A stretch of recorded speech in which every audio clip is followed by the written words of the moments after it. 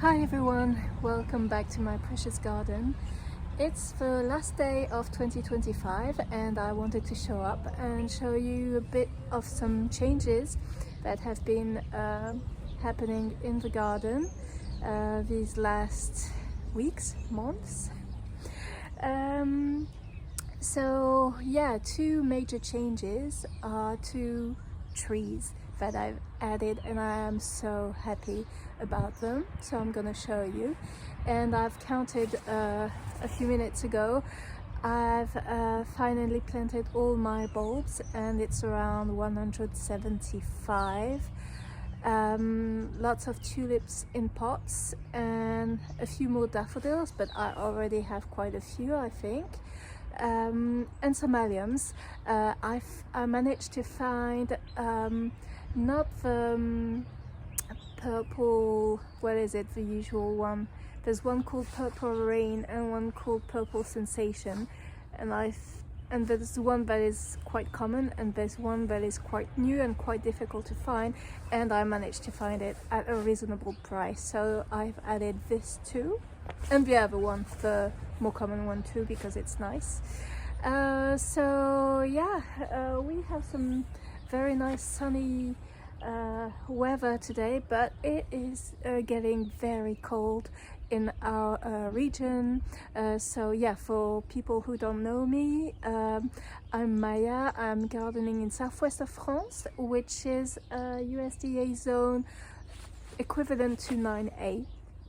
And usually we rarely have some frost, and so if you see me like this, it's because it's quite cold, and it is that cold that my unprotected pond right here was completely frozen on the top this morning, and the fish pond that I protect there was okay.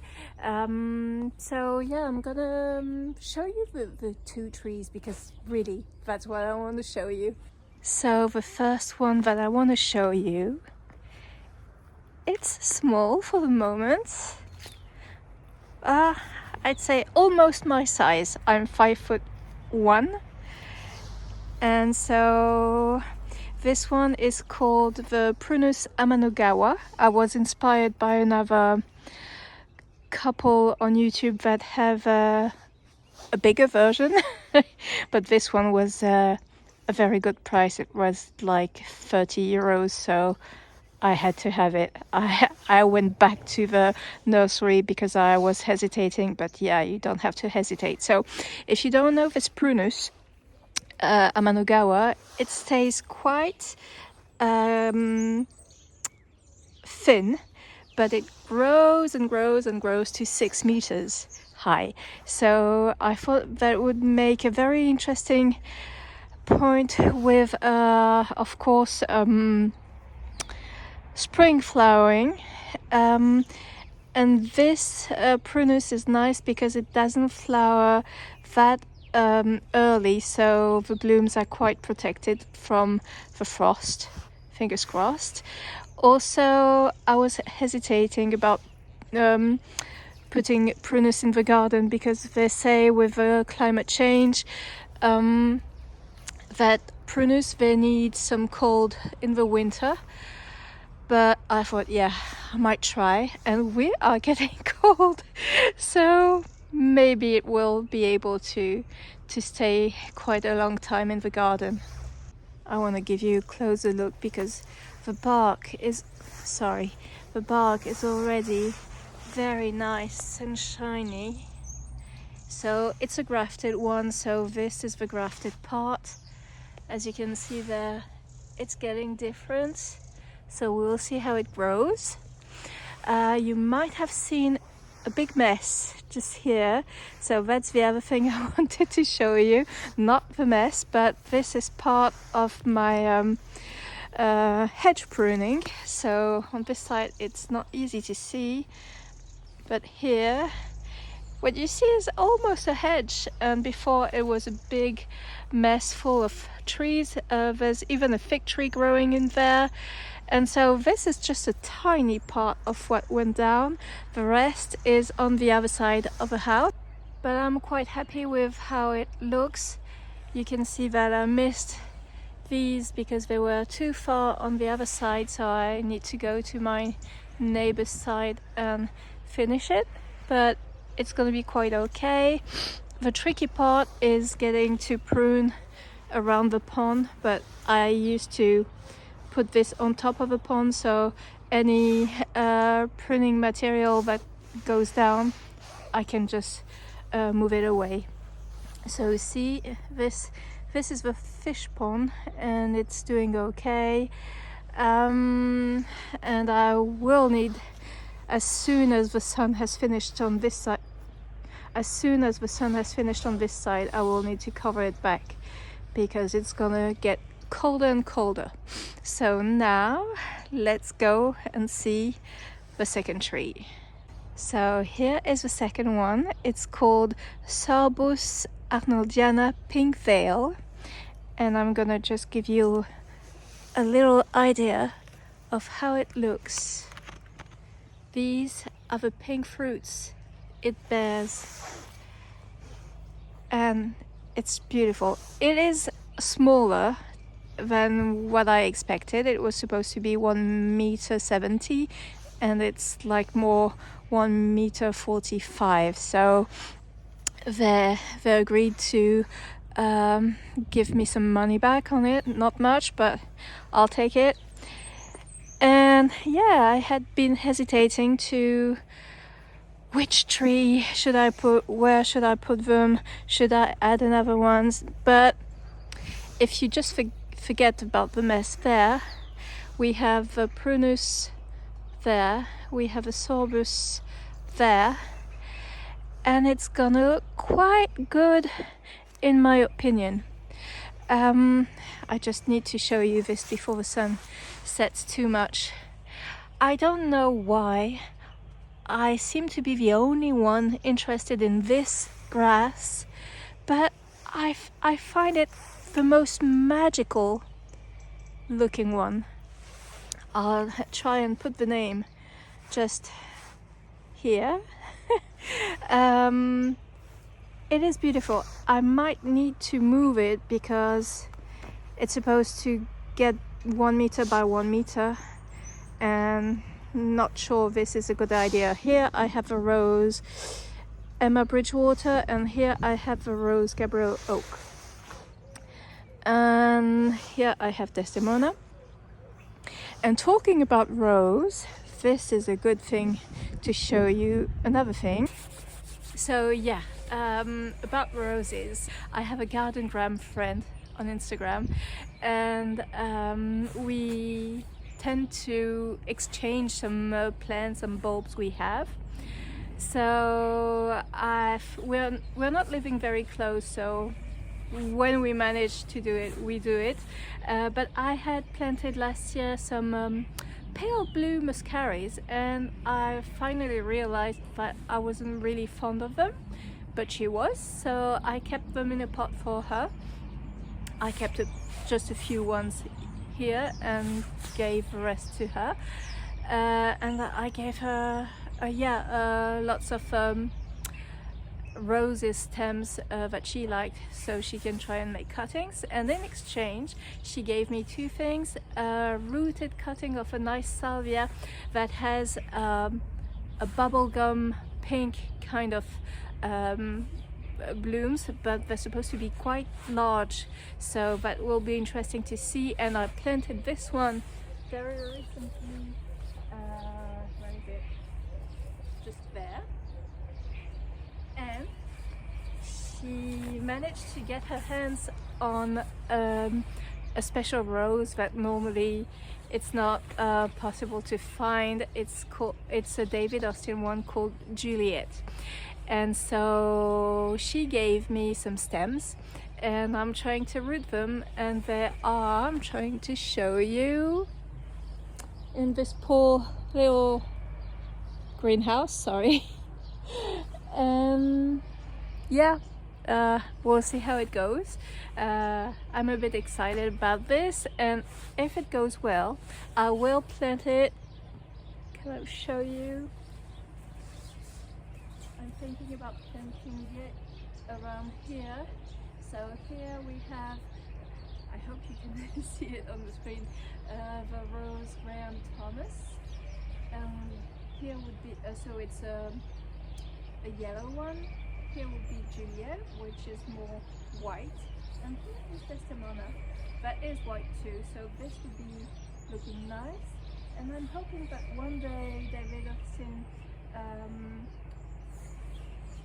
how do you say, roll out a new rose that would be in the pink, so I could do a third one here with Emma Bridgewater, Gabriel Oak, and another one, so this would be quite cohesive. I wanted to show you what I do with my cuttings. So for the Juliet Rose cuttings, I try to cut under node and put the stems in the pot and then cover the pot with kind of plastic bag. And because it was getting very cold, I decided to put it in the mini zippy. So we'll see if it goes well or not. So we'll see how it goes. On another note, I wanted to show you some interesting plants to have in your garden in winter, to have some winter interest. Some are evergreen, but some are not really considered evergreen, but it is the last day of December and it still has leaves on it, so I'm just gonna show you a few ones that I like having in the garden that gives some volume and not everything is flat and brown on the ground. So of course the strawberry tree, Arbutus unedo, is an evergreen one, and this one has put on quite some growth this last year, so I'm really happy with it. And it had a very nice flowering season at the end of the year, and I'm now hoping for the fruits, so we'll see. Yeah, it's starting to get dark in this area, but I really wanted to show you this one. So this is a spring flowering shrub. It's a spirea, and as you can see, this one has a nice winter interest because of the bark, but this one has winter interest because it still has leaves on.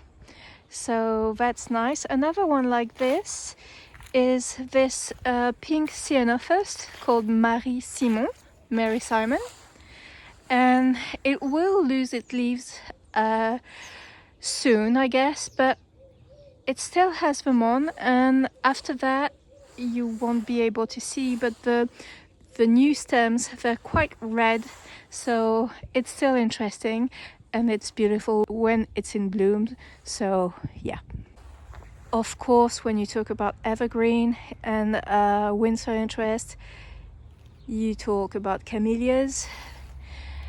Because of the frost, I'm really hoping they're not, the flowering buds are not gonna be too much damaged, so we'll see. So this is nice. Behind there I recently planted a star jasmine that has pink blooms, or pale pink blooms. So it's there, and I'm hoping for it to cover the dead parts of it. Sorry, the phone memory was full, so I had to empty it. So yeah, I just hope this can cover the ugly dead part of the hedge, as I'm doing with chèvrefeuille, name here, and the Akebia, and so on and so forth. I want to show you what's in bloom in the garden right now, and we have my few snowdrops. Sorry, I had problems with the mic. So in this segment, I was saying that here are some nice snowdrops, and I have difficulties to make them grow starting from a bulb. So I'm gonna try and divide them once they have finished blooming. In this segment, I think I saw a bird or something, but can't see it on the video. So I wanted to show you the bird feeding station and the importance of having something like that during winter. And I'm showing you the vegetable fat that I have, and some sunflower seeds in there and some peanuts, and this is supposed to be for home birds, but the birds in the garden seem to love it, and it has coconut in it, so yeah, why not? So there's this pink flowering grass that I talked about, but there's also an iris. Why not an iris in December? It's not the first year it has done this, but I'm always amazed to see an iris bloom in December. But yeah, why not? I can take it.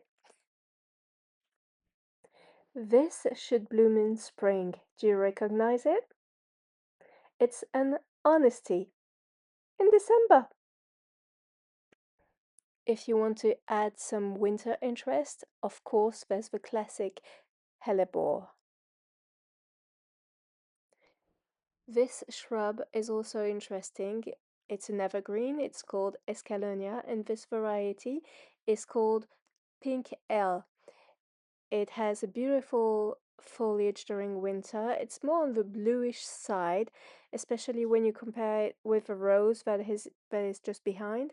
You can see how blue it is, and the new foliage is more on the green side, as I'm showing you there. And during summer, it has a beautiful bloom period loved by pollinators. And then here we also have the Buddleia that is still evergreen, for me at least, and the penstemon. And here, yeah, this is the silky bindweed, beautiful evergreen with a kind of bluish foliage. It blooms in spring. It's a plant that loves very well draining soil, more on the dry side. It's usually the case when you have a bush with a kind of white foliage like this one. And then there's also the agapanthus. Some varieties do better than others in the winter, but for the time being, as you can see, the foliage is still there, so we are going to cross our fingers for it to resist the frost that are coming. And let's see, yeah, Vagora. Vagora is not an evergreen, but as you can see, it still has some structure in the garden. Here, I'm going to show you a rose. So this is the last rose bloom of 2025, and this is the poet's wife. It's beautiful. It has been in the garden for just one season, and already it does something like this, so I'm really enjoying it. One other evergreen you can have in the garden is lavender. I used to have two in this area of the garden, but I had to take them out because they were too big for the garden and too old. So I did buy two replacement ones, two smaller varieties. So this one is called Anna,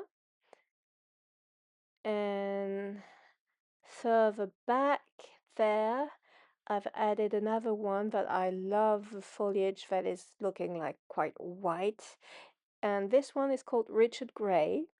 It it is supposed to stay quite compact. Some ferns too can be evergreen in the garden and really add something to your winter garden, so that's one idea to keep in mind. An idea to give your garden a nice green backdrop is the star jasmine. As you can see, it's an evergreen and it stays very lush like this during winter. And it does look much better than this grey wall. Here is the Lady of Shalott. As you can see, I had a beautiful bloom until very recently. And behind me is this beautiful crab apple. It has multiple seasons of interest. As you can see in winter, all these nice red little apples that are nice looking for us and also for the birds. And here I wanted also to show you, to talk to you about this bush. It's a Daphne. and its fragrance for people with a correct sense of smell is just beautiful. This variety blooms almost all year long. It's incredible, and I really love the shape, how this bush looks. The variety of this one is the Daphne transatlantica, and it's either the pink fragrance or the eternal fragrance. And really, I recommend it. You can also add a rhododendron or an azalea as a nice evergreen that flower in spring.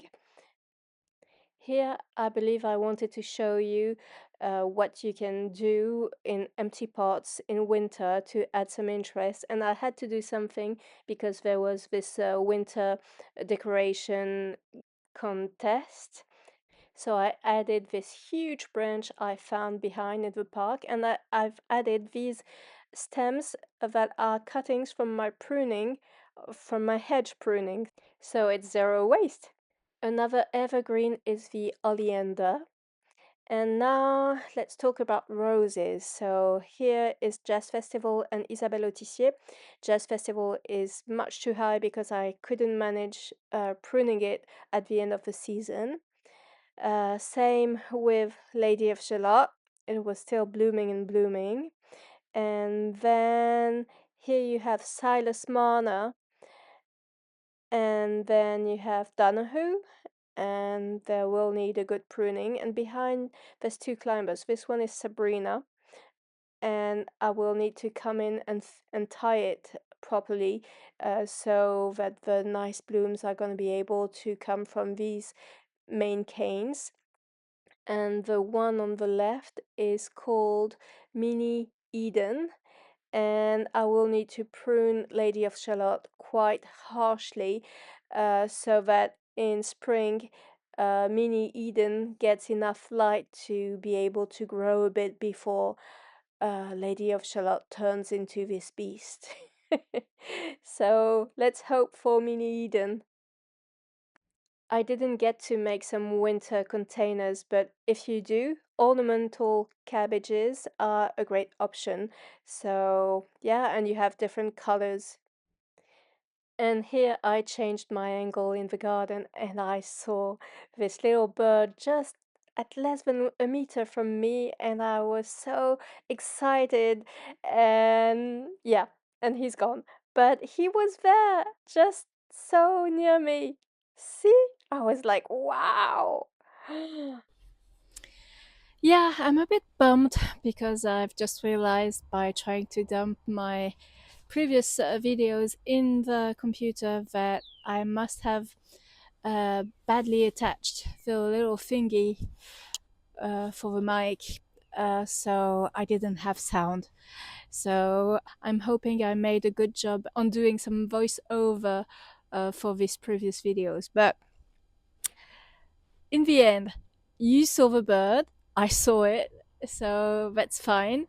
I've tucked the fish pond for the night, and I'm hoping you are having or had a very nice end of 2025, and I'm wishing you all a happy new year. And you know how it is, it's not by wishing that the year is going to be better, but I'm wishing you some very good moments. I'm wishing you the strength to face the bad ones or less good ones, and I'm hoping to see you back here for the next garden tours or other videos I can share with you.